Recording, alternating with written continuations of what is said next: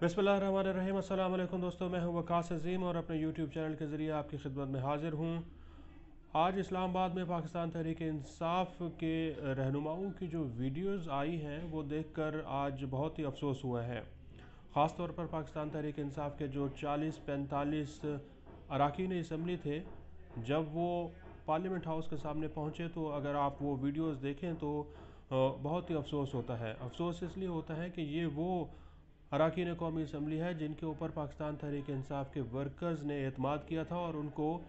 कौमी असम्बली में इसलिए भेजा था कि वो वहाँ पर जाकर पाकिस्तान के लोगों की, अपने वोटर्स की और अपने कारकुनों की नुमाइंदगी करें। पार्लियामेंट में के अंदर बैठकर वो अपने कारकुनों की इसलिए नुमाइंदगी करें कि उनको ये हक दिया गया था कि वो आवाम के मसाइल हल करेंगे।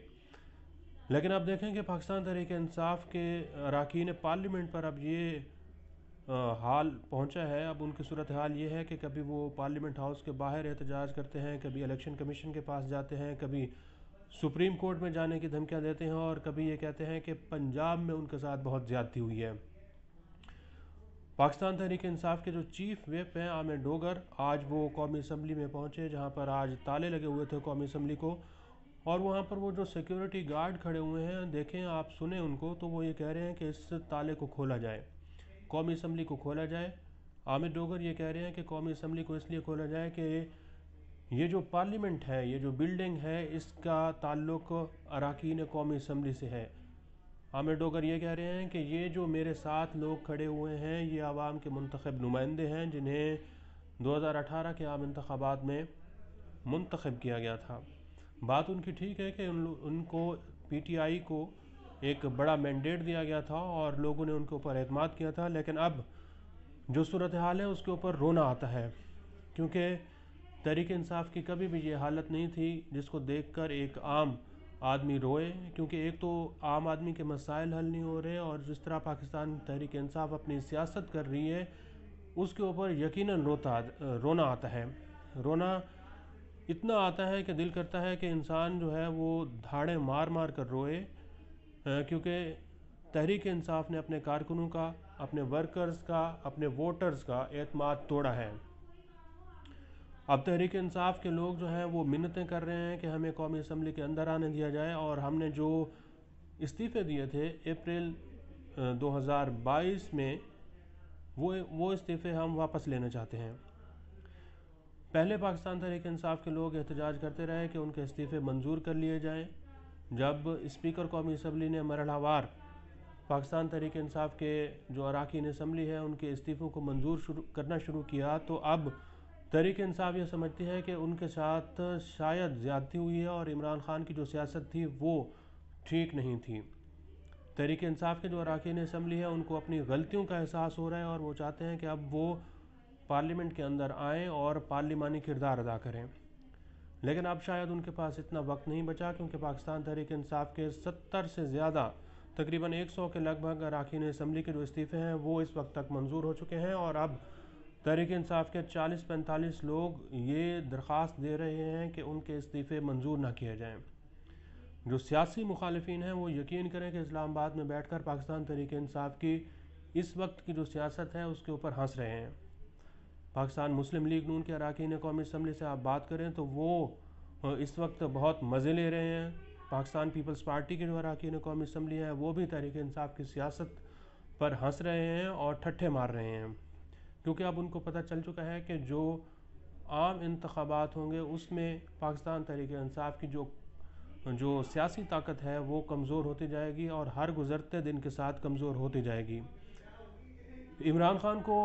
अब भी ये यकीन है कि पाकिस्तान के अवाम उनके साथ हैं। अगर पाकिस्तान के अवाम उनके साथ हैं तो इलेक्शन चाहे 1 साल के बाद हो या फिर 6 महीने के बाद, उनको किसी किस्म का कोई डर नहीं होना चाहिए और उनको ये भी डर नहीं होना चाहिए कि पंजाब में निगरान वज़ीर आला कौन है और अगला जो निगरान वज़ीर आज़म बनता है वो भी कौन होगा। तहरीक इंसाफ अगरचे निगरान वज़ीर आला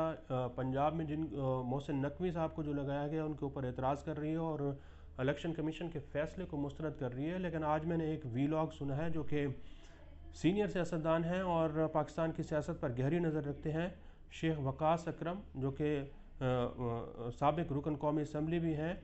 वो इमरान खान को ये मशवरा दे रहे हैं कि عمران خان کو پنجاب میں جو وزیر اعلیٰ لگائے گئے ہیں محسن نقوی، ان کے اوپر کسی قسم کا کوئی اعتراض نہیں کرنا چاہیے، بلکہ ان کو قبول کر لینا چاہیے۔ اور اگر ان کے اوپر کوئی ایسا اعتراض ہے جو کہ قانونی ہے تو وہ ان کا حق ہے، لیکن صورتحال یہ بتا رہی ہے، اور شیخ وقاص اکرم بھی یہ کہہ رہے ہیں کہ اب عمران خان کو قبول کر لینا چاہیے کہ محسن نقوی اس وقت پنجاب کے وزیر اعلیٰ ہیں، کیونکہ یہ الیکشن کمیشن کا متفقہ طور پر فیصلہ ہے۔ اور اسی طرح شیخ وقاص اکرم نے عمران خان کو ایک اور مشورہ بھی دیا ہے، اور مشورہ یہ ہے کہ اب ان کو عام انتخابات کی تیاری کرنی چاہیے، کیونکہ شیخ وقاص اکرم یہ کہہ رہے ہیں کہ بہت جلد پاکستان میں عام انتخابات ہوں گے۔ اگرچہ جو بھی پاکستان میں نگراں وزیر اعظم آئے گا، پاکستان تحریک انصاف اس کے اوپر بھی اعتراض لگائے گی، جیسا کہ انہوں نے آج وزیر اعلیٰ پنجاب، نگراں وزیر اعلیٰ پنجاب محسن نقوی کے اوپر لگایا ہے۔ ایک طرف پاکستان تحریک انصاف کی سیاست پر رونا آتا ہے، تو دوسرے طرف آپ دیکھیں تو پاکستان کی جو حالت ہے اس کے اوپر بھی دل خون کے آنسو ہوتا ہے، خاص طور پر پاکستان کی معیشت کے حوالے سے آپ دیکھیں تو آج اسلام آباد سمیت پورا ملک جو ہے وہ 10 سے 12 گھنٹے ہو چکے ہیں، لیکن یہاں پر پاکستان میں بجلی نہیں ہے۔ صبح 7:30 بجے سے پاکستان میں بجلی کا ایک بہت بڑا پاور بریک ڈاؤن ہوا ہے، جس سے ملک بھر کی بجلی اس وقت نہیں ہے، اور ابھی کوئی اندازہ نہیں ہے کہ مزید بجلی کو ریسٹور کرنے میں، بجلی کو بحال کرنے میں مزید کتنا وقت لگے گا۔ وزارت توانائی کے جو حکام ہیں وہ یہ کہتے ہیں کہ مزید 10 سے 12 گھنٹے لگ سکتے ہیں۔ اس طرح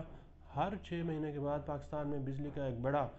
بریک ڈاؤن ہوتا ہے، جس میں پورا ملک 10 سے 12 گھنٹے اور یہاں تک کہ 24 گھنٹے بھی اندھیرے میں ڈوبا رہتا ہے۔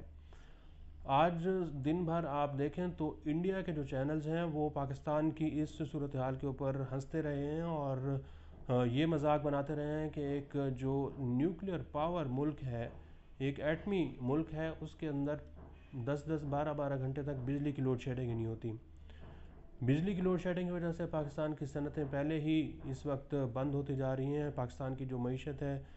جو معاشی حالات ہیں، اس کی وجہ سے پاکستان کی صنعتوں کا پہیہ اس وقت رکا ہوا ہے۔ جو پاکستان کے ایکسپورٹس کے آرڈر ہیں وہ رکے ہوئے ہیں۔ پاکستان کا ایک عام آدمی پریشان ہے، خاص طور پر اس کو روزگار نہیں مل رہا۔ اور آج اسٹیٹ بینک آف پاکستان کی جانب سے مانیٹری پالیسی کا بھی اعلان کیا گیا ہے، جس میں شرح سود مزید 1% بڑھا دی گئی ہے، اور اس وقت پاکستان میں شرح سود شاید خطے کے تمام جو ممالک ہیں ان سے زیادہ ہو چکی ہے۔ 17% تک پاکستان میں شرح سود ہے۔ آپ خود اندازہ لگائیں کہ جس ملک میں شرح سود 17% ہو اور مہنگائی 30 سے 32% کے لگ بھگ ہو، اور اسٹیٹ بینک یہ کہہ رہا ہو کہ مزید آنے والے دنوں میں بھی مہنگائی بڑھے گی اور شرح سود بڑھے گا، تو ایسے ملک کی اکانومی کس طرف جاری ہوگی، اور جو صنعتیں ہیں وہ مزید کتنا سروائیو کر سکیں گی۔ ان حالات میں اب جو سیاسی جماعتیں ہیں وہ یہ سوچ رہی ہیں کہ جس طرح کے نگراں سیٹ اپ پنجاب میں لگایا گیا ہے، آنے والے دنوں میں اسی طرح کے جو نگراں سیٹ اپ ہیں وہ دیگر صوبوں میں بھی اور وفاق میں بھی لگائے جائیں گے۔ اگرچہ سیاسی جماعتیں اپنی طرف سے آئندہ عام انتخابات کی تیاری کر رہی ہیں، لیکن جو اسلام آباد کے حلقے ہیں وہ یہ سمجھتے ہیں کہ مستقبل قریب میں شاید جو عام انتخابات ہیں وہ نہیں ہو سکیں گے، کیونکہ جو بھی سیٹ اپ خاص طور پر وفاق میں آئے گا، جب یہ حکومت اپنی مدت پوری کرے گی، تو یہ سیٹ اپ ایک لمبے عرصے کے لیے آئے گا، کیونکہ پاکستان کو ایک ایسا سیٹ اپ لوگ سمجھتے ہیں کہ ضرورت ہے جو کہ پاکستان کی معیشت کو حل کر سکے، اور اس کے لیے ایک غیر جانبدار اور میرٹ کے اوپر سیٹ اپ لگانے کی ضرورت ہے۔ اور جتنے بھی معاشی ماہرین ہیں، اقتصادی ماہرین ہیں، وہ یہ سمجھتے ہیں کہ سیاستدانوں کی بجائے اب جو ٹیکنوکریٹ کا سسٹم آئے گا وہ پاکستان کی معیشت کو ٹھیک کرے گا۔ عمران خان آج بھی احتجاج کے موڈ میں ہیں، اور آنے والے دنوں میں ہو سکتا ہے کہ آپ دیکھیں کہ عمران خان کی جانب سے ملک بھر میں دھرنے، احتجاج اور جلسے جلوسوں کا ایک شیڈول جاری کر دیا جائے گا، اور اسی طرح پاکستان جو ہے وہ ایک عدم استحکام کی جانب بڑھتا رہے گا۔ آج کے لیے اتنا ہی۔ اس ویڈیو کو آپ کمنٹ سیکشن میں جا کر لائک کر سکتے ہیں اور اپنی رائے کا بھی اظہار کر سکتے ہیں۔ بہت بہت شکریہ۔